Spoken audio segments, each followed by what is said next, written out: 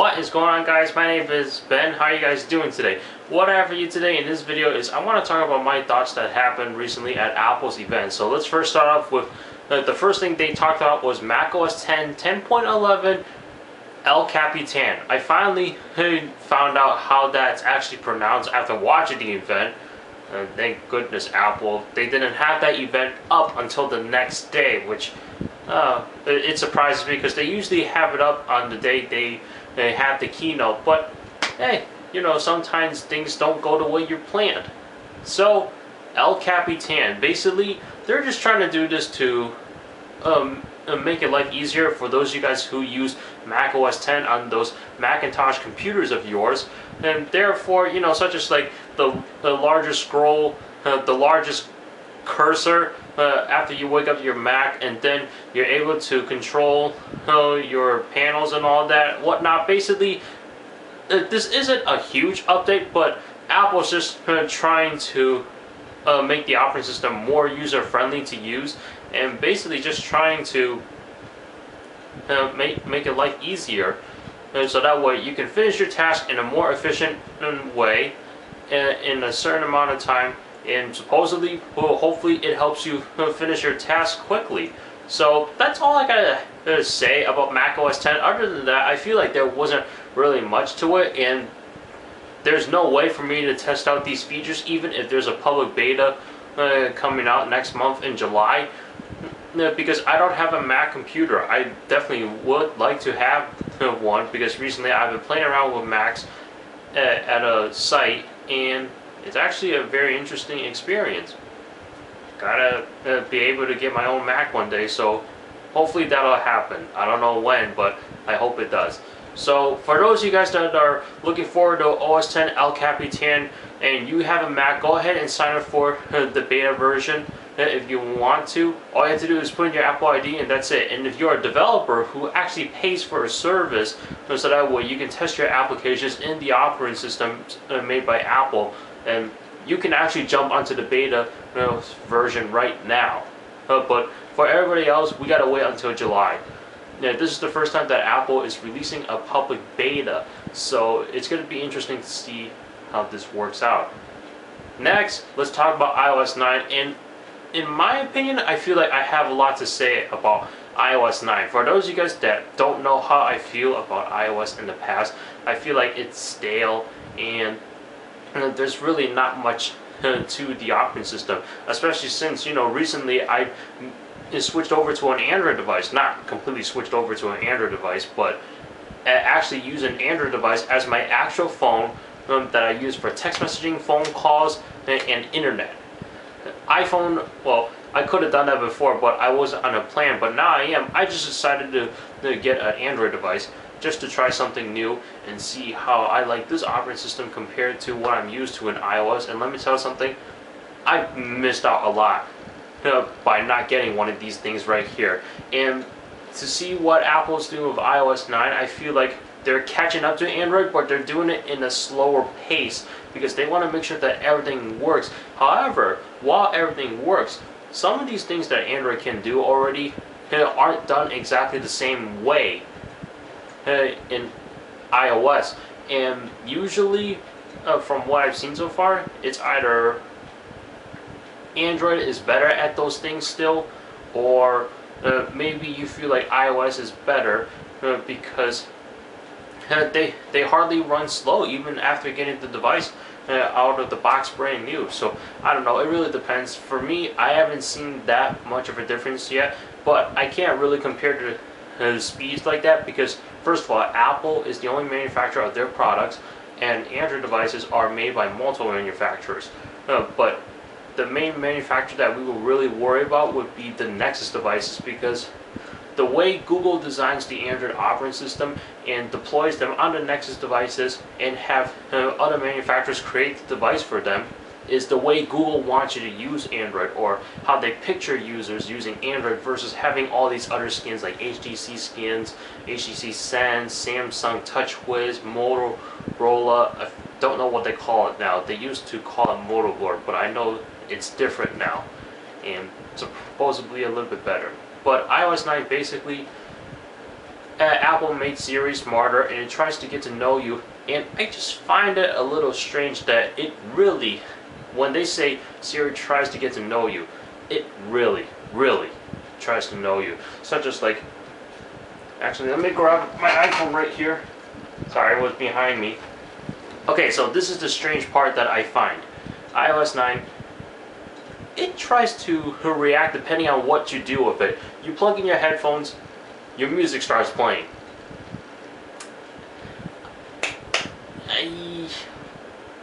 I don't know how I feel about that. I mean, that is a neat feature, don't get me wrong, but at the same time, it just seems kind of weird and got me thinking about some security concerns.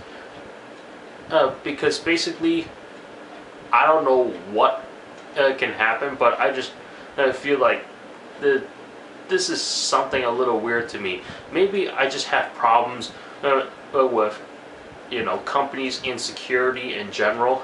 But after taking some courses, security is a big deal to me, and I just feel like this could be one of those things that can be breached and then can get any information out of you. Now you guys are maybe like, oh, if people do get hacked and all of a sudden it's trying to achieve information about what kind of music they like, there are possible changes where it may be like, okay, how did these people get these music? And if they were all bought off of iTunes, maybe they can try to get your credit card information and then try to use your information so that way they can purchase those same songs or any other song onto their device with your money. So I don't know, that's just a little something I have in mind. I don't know if that's the case, but to see that it does weird things like that, it tries to react by what you're doing, such as like you just plug in your device, that's it. That's a little silly to me, in my opinion. I don't know how you guys feel about it. Definitely leave your comment down below, because I'm interested to see what you guys have to say about that. But I don't know. But the one thing that I'm really thought about is the ability for the iPads to have the split screen mode or split view, the slide over. And these features I'm talking about is like you can actually see two apps in two different windows on the same screen. So I can take Safari on half of the screen, and then I can take the Notes application on the other half of the screen. That's great that Apple is finally implementing that. However, they only mentioned this on the iPad, and I didn't see anything like this being demonstrated on the iPhone 6 Plus at least. And while this is a neat feature, I can already do that on my Galaxy Note 4.